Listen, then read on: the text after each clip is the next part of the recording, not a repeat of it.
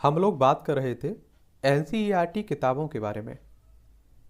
और अगर आप लोग सिविल सर्विस की तैयारी कर रहे हैं, स्टेट पीसीएस की तैयारी कर रहे हैं, तब आप सभी लोग जानते हैं कि आपके एग्जाम की तैयारी में एनसीईआरटी कितना महत्वपूर्ण स्थान रखती है। आप लोगों का एक बेस मजबूत करती हैं और कहते हैं कि एनसीईआरटी किताबें आपको समझाती हैं, बताती हैं आप लोगों को अच्छे से। और आपने देखा होगा जब आप लोग कोई इमारत खड़ी करते हैं, घर बनवाते हैं, तो जमीन में नीचे गड्ढे खोदे जाते हैं नींव भरने के लिए एक तरह से। तो उसी तरह से एनसीईआरटी आपकी वो मजबूती आपको प्रदान करती है। और जब आप लोग स्पेशल किताबें उठा के देखेंगे ना, तो उस समय आप लोगों को बहुत बेहतर तरीके से समझ में आएगा सब कुछ। तो समय रहते हुए आप लोग एनसीईआरटी किताबों को 2 से 3 बार हर हाल में पढ़ लीजिएगा। और एक बात आप लोगों को याद रखना है कि जब पहली बार आप लोग एनसीईआरटी की किताबें पढ़ रहे हो, कोई नोट्स बनाने का काम नहीं करना है, कोई पेन कॉपी लेके बैठने का मतलब नहीं है। बड़े ध्यान से आप लोग एक एक शब्द को देखिए, एक एक लाइन को देखिए, एक एक पैराग्राफ को देखिए और समझते हुए निकल जाइए पहली बार में। और जब आप लोग 2 बार पढ़ लेंगे ना, तो आप लोगों की समझ में भी आ जाए कि नोट्स आपको किन पॉइंटों का बनाना है, नोट्स में क्या शामिल करना है। और मैं हर बार बोलता हूं आपसे कि 90 से 95% नोट्स बनाने का काम अपने दिमाग में करिए, क्योंकि आपका दिमाग ही जाएगा आपके साथ परीक्षा हॉल में। और 5% उनका नोट्स बनाया जाता है जो पॉइंट आपको परीक्षा के नज़दीक रिवीजन की जरूरत पड़ती है, आप भूल सकते हैं, इसलिए उसे पढ़ना पड़ता है दोबारा। एक काम आप लोग करिएगा। और एक काम ये और करना है आप लोगों को कि जब आप लोग एनसीईआरटी किताबें पढ़ रहे हैं ना, तो एक सब्जेक्ट को उठाइए और कक्षा 6वीं से लेकर 12वीं तक की किताबें सब खत्म कर दीजिए। ऐसा मत करिए कि पहले आप लोगों ने कक्षा 6वीं की सभी सब्जेक्ट की किताबें पढ़ी, फिर 7वीं, फिर 8वीं, 9वीं, 10वीं, 11वीं, 12वीं। अरे भाई, एक क्लास को दूसरी क्लास से जोड़ ही नहीं पाएंगे, आप समझ ही नहीं पाएंगे एक सब्जेक्ट को। तो इस तरह से आप लोग पढ़ेंगे तो यकीनन मानिए बहुत फायदा आप लोगों को होगा। और यूपीएससी से संबंधित आपके दिमाग में कोई भी डाउट है, कोई भी सवाल है जो आपके दिमाग में सवाल बन सकता है, उन सब के जवाब इन क्लासों में आपको मिल जाएंगे। यूपीएससी एग्जाम के नाम से जो प्लेलिस्ट सूची बनी हुई है, इसे जाकर आप लोग कवर कर लीजिएगा। और फिर भी अगर कोई सवाल रह जाता है तो मुझे भेजिएगा, उसका जवाब भी दिया जाएगा। जीरो से बिल्कुल बताया गया है कि किस तरह से आप तैयारी करेंगे, फॉर्म कब भरेंगे, कितनी उम्र होनी चाहिए, क्या एजुकेशन शिक्षा होनी चाहिए आपकी, कितने अटेम्प्ट्स मिलते हैं, नेगेटिव मार्किंग किस तरह से रहती है, सिलेबस क्या है, पैटर्न क्या है। एमपीपीएससी वालों, आप लोगों के लिए भी बहुत सारी क्लासें ले चुका हूँ। एमपीपीएससी एग्जाम के नाम से जो प्लेलिस्ट सूची है, इसे आप लोग कवर कर लीजिए।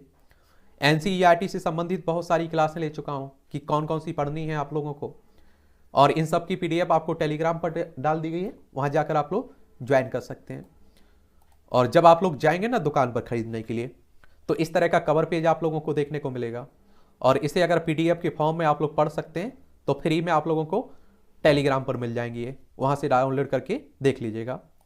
ये आप देखिए, सामाजिक विज्ञान की लोकतांत्रिक राजनीति एक है, और कक्षा 9वीं के लिए राजनीति विज्ञान की ये पुस्तक है, जो पॉलिटी आप लोग कह देते हैं, संविधान कह देते हैं। यहीं से एक तरह से नींव रखी जाती है इसकी, तो ये आप लोग पढ़ लीजिएगा, ठीक है।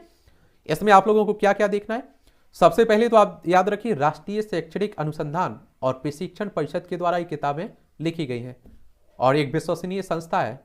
और इसमें जो आंकड़े रहते हैं वो बड़े ही रिसर्च करके लिखे जाते हैं। और जिन लोगों का योगदान रहता है इस किताब में, उनको देखिए, बड़े बड़े स्कॉलरशिप और आप देखिए रिसर्चर रहते हैं। एक किताब आपको 80 रुपये की मिलेगी, बहुत कम कीमत रखी जाती है कि आसानी से हर कोई इसे खरीद सके। तो ये भी आप लोग काम करिएगा। और ये आप देखिए, एक चिट्ठी आपके नाम, प्रिय शिक्षक अभिभावक। शायद आपने अपने छात्र छात्राओं या बच्चों को कहते हुए सुना होगा कि नागरिक शास्त्र बड़ा बोरिंग है। हो सकता है आपको भी लगता हो उनकी बात में दम है। अपने देश में नागरिक शास्त्र के पाठ्यक्रम में शासन की संस्थाओं की जानकारी पर जोर रहा है। पाठ्य पुस्तकों में संविधानिक कानूनी पेचीदगियों के निरस और उबारू ब्यौरे भरे रहते हैं। जाहिर है कि ऐसे में बच्चा जो कुछ अपने वास्तविक जीवन में देखता है और जो बातें किताबों में पढ़ता है, उनके बीच कोई तालमेल नहीं बैठा पाता है। शायद इसी कारण हमारे किशोर किशोरियों को नागरिक शास्त्र की पढ़ाई को लेकर बोरिंग लगती है, जबकि वास्तव में स्थिति यह नहीं है। हमारे देश के नागरिकों की राजनीति में भागीदारी और रुचि बहुत गहरी है। मौजूदा किताब इस स्थिति को बदलने की दिशा में एक कोशिश है और इस बदलाव को प्रेरणा मिली राष्ट्रीय पाठ्य चर्चा की रूपरेखा 2005 से। और इसमें आप देखें राष्ट्रीय पाठ्य चर्चा ने इस पुस्तक को बुनियादी बदलाव की जमीन तैयार की है और इस पुस्तक की प्रस्तावना स्वयं राष्ट्रीय शैक्षणिक अनुसंधान प्रशिक्षण परिषद के निर्देशन से लिखी गई है। प्रस्तावना का जो नागरिक शास्त्र के पुराने पाठ्यक्रम को पूरी तरह बदलने पर है। प्रस्तावना में नई पाठ्य चर्चा की सोच और दर्शन को स्पष्ट किया गया है और विषय का नाम नागरिक शास्त्र में से बदलकर राजनीति विज्ञान रखा गया है और नाम का यह बदलाव नजरिए के बदलाव को भी जाहिर करता है। नया पाठ्यक्रम यह मानकर चलता है कि इस स्तर के छात्र छात्राओं को राजनीति की कच्ची पक्की कुछ ना कुछ जानकारी हो और जरूरत हो कि इस जानकारी को और मजबूत करने और उसकी समझ को मांझने की है और इसी के अनुरूप कक्षा 9वीं और 10वीं के विद्यार्थियों का राजनीति के अलग अलग पहलुओं से परिचय कराया जाएगा और परिचय कराने की इस कोशिश में लोकतंत्र वह झरोका है जिसे वे राजनीति के सिद्धांत और हकीकत की देख पाएंगे। ये प्रस्तावना पढ़ लिया करिएगा, समझते हैं आप लोग कि आगे चलकर इस किताब में क्या क्या देखने को मिलेगा। इस पुस्तक के सहारे आप अपने विद्यार्थियों को लोकतंत्र की दुनिया की सैर कराने के लिए ले जाएंगे और पहले आप इन्हें जल्दी जल्दी से कुछ कथाएं सुनाएंगे। एक बार विद्यार्थी के मन में लोकतंत्र का बोध और भाव घर कर जाए तो आप उससे कुछ गहरे सवाल भी पूछ सकते हैं, जैसे लोकतंत्र क्या है, लोकतंत्र ही क्यों। एक बार विद्यार्थी इन सवालों से दो चार होना शुरू कर दे तो आप उसे संविधान का नक्शा दिखा सकते हैं। संविधान क्या है और कैसे और क्यों और कैसे बनता है जैसे बातों की जानकारी विद्यार्थियों को लोकतांत्रिक राजनीति के 3 पहलुओं चुनाव, संस्थागत ढांचा, अधिकारों तक पहुंचा देगी। आपको इस यात्रा में अनेक विवादास्पद मुद्दों का भी सामना करना पड़ सकता है। यहाँ हमारी मंशा विद्यार्थियों पर किसी बनी बनाई धारणा को लादना नहीं है। कोशिश यही है कि उनकी खुद अपने बूते सोचने की आदत और क्षमता को बढ़ावा दिया जाए। और कहते हैं इसलिए कि प्रीलिम्स हो, मुख्य परीक्षा हो, इंटरव्यू, हर जगह ये किताबें आपको फायदा देती हैं और एक अच्छा इंसान भी बनाती हैं। इस किताब का उद्देश्य राजनीति की इस सैर को विद्यार्थियों के लिए मजेदार बनाना और उनके मार्गदर्शन में आपकी सहायता करना है। और यह किताब सिर्फ सूचना नहीं देती है, यह उन्हें खुद सोचने के लिए उकसाती है। और आप देखेंगे यह किताब सवालों के जरिए विद्यार्थियों से हेल मेल करती है, कथाओं और तस्वीरों से उनका मनोरंजन करती है, कार्टूनों के जरिए गुदगुदाती है और आपने स्वयं अनुभव किया होगा कि सूझबूझ से भरा कोई एक सवाल या झकझोरने वाला कोई एक कार्टून भी किसी छात्र छात्रा की कल्पना और विचारों को पंख लगा सकता है। ऐसी बहुत सी चीज़ों को इस किताब में जुटाने की कोशिश की गई है और विद्यार्थियों की प्रगति को परखने और उन्हें विभिन्न गतिविधियों में शामिल करने में यह किताब आपकी भी मदद करती है। और इन सारी विशेषताओं को एक जगह समेटने की कोशिश में ही किताब का आकार थोड़ा बढ़ गया है, या यूं कहें कि सूचनाओं के बोझ को कम करने के कारण ही इस पुस्तक में कुछ पन्ने बढ़ गए हैं। आगे के पन्नों पर इस किताब का उपयोग कैसे करें इसमें जानकारी दी गई है, इसे जरूर पढ़ें और इससे आपको पुस्तक का उपयोग करने में मदद मिलेगी।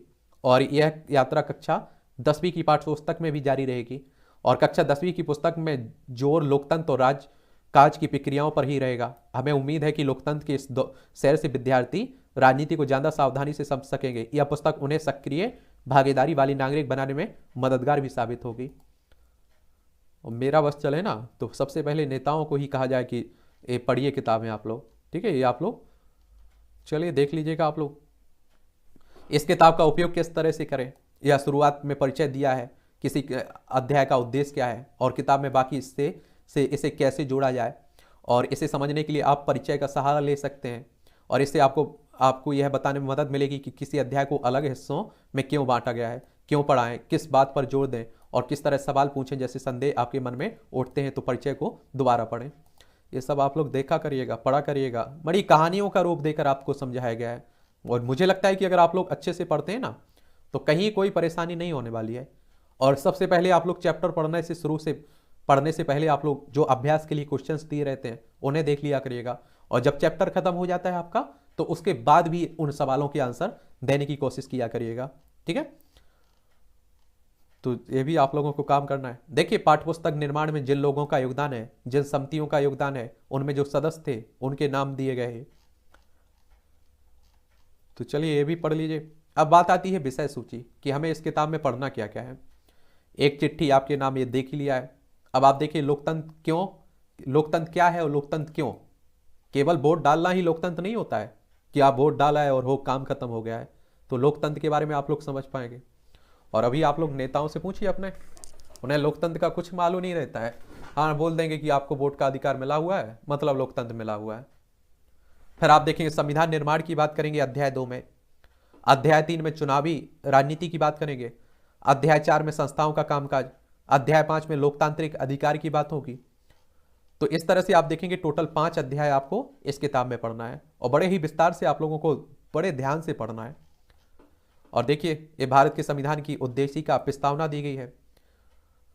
हम भारत के लोग भारत को एक संपूर्ण प्रभुत्व संपन्न समाजवादी पंथ निरपेक्ष लोकतंत्रात्मक गणराज्य बनाने के लिए तथा उनके समस्त नागरिकों को सामाजिक आर्थिक और राजनीतिक न्याय, विचार अभिव्यक्ति, विश्वास, धर्म, उपासना की स्वतंत्रता, प्रतिष्ठा और अवसर की समता प्राप्त कराने के लिए तथा उन सब में व्यक्ति की गरिमा और राष्ट्र की एकता और अखंडता सुनिश्चित करने वाली बंधुता बढ़ाने के लिए दृढ़ संकल्प होकर अपनी इस संविधान सभा में आज तारीख यानी कि 26 नवंबर 1949 को इद्दत द्वारा इस संविधान को अंगीकृत, अधिनियमित और आत्मर्पित करते हैं।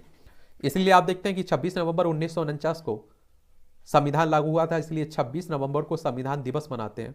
और पूरी तरह से लागू हुआ था कब? 26 जनवरी 1950 को। 26 जनवरी को आप लोग गणतंत्र दिवस मनाते हैं, ये भी याद रखिएगा। एक 42वां संविधान संशोधन हुआ था 1976 में इंदिरा गांधी के समय, और आप देखते हैं कि उसे आप लोग मिनी कॉन्स्टिट्यूशन भी कहते हैं, क्योंकि बड़ा बदलाव हुआ था उसमें। चलिए, तो इस तरह से आप लोग देखेंगे, ये सब आपको पढ़ना है। पहला चैप्टर हम लोग देख लेते हैं, कोई हम लोग उस पर ज़्यादा बहस करने वाले नहीं है। आप लोग पढ़िए, अगर आपको कहीं कमी लगती, कहीं परेशानी होती तो आप मुझे बता सकते हैं। अब देखिए अध्याय 1 है, देखिए लोकतंत्र क्या, लोकतंत्र क्यों।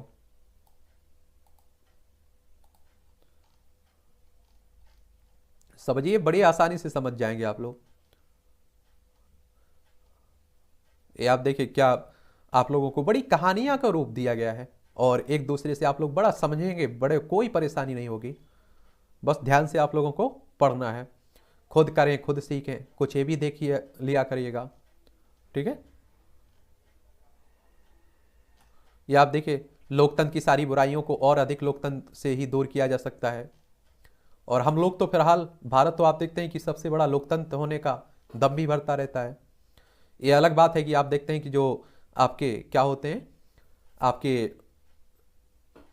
इंडेक्स आते रहते हैं, डेमोक्रेसी इंडेक्स, उसमें हमारी स्थिति बहुत बुरी बताई जाती है। जब एक बहुत बात पार्टी की सदस्यता का फॉर्म भरने उसकी सदस्य नहीं बनोगी, अंदर नहीं आ सकती हो, देख लीजिए। चलिए, ये भी देखते रहा करिएगा। निष्पक्ष, स्वतंत्र और निष्पक्ष चुनावी मुकाबला। एक हम देखते हैं कि हमारे देश में चुनाव आयोग होता है, इलेक्शन कमीशन ऑफ इंडिया, भारतीय निर्वाचन आयोग, जिसके जो आप देखते हैं कि निष्पक्ष होता है, संवैधानिक संस्था है। आर्टिकल अनुच्छेद 324 में आप देखें उसकी स्थापना की बात कही गई है। वो चुनाव करवाता है, सभी को उन पर भरोसा रहता है। और जिस दिन आप देखिए चुनाव आयोग पर से भरोसा उठ जाए कि ये आप देखिए किसी एक पार्टी को चुनाव जिता देता है, वोटिंग में धांधली हो सकती है, वोट कम पड़ने लगते हैं, लोग वोट डालने नहीं जाते हैं। अभी भी हमारे देश में आप देखिए बहुत सारे लोग वोट डालने नहीं जाते हैं। चलिए, ये भी आप लोग पढ़ लीजिए, पढ़ते रहिए, बस कहीं कोई परेशानी नहीं आपको होगी। कि होगी? बिल्कुल नहीं होगी, मुझे नहीं लगता है कि होगी।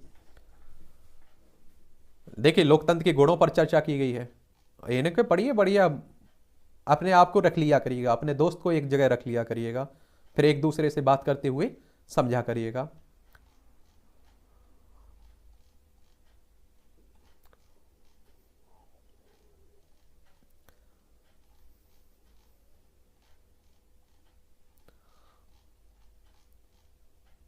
देखिए, ये प्रश्नावली अभ्यास के लिए क्वेश्चंस दिए गए हैं, तो इन्हें भी आप लोग समझिएगा, पढ़िएगा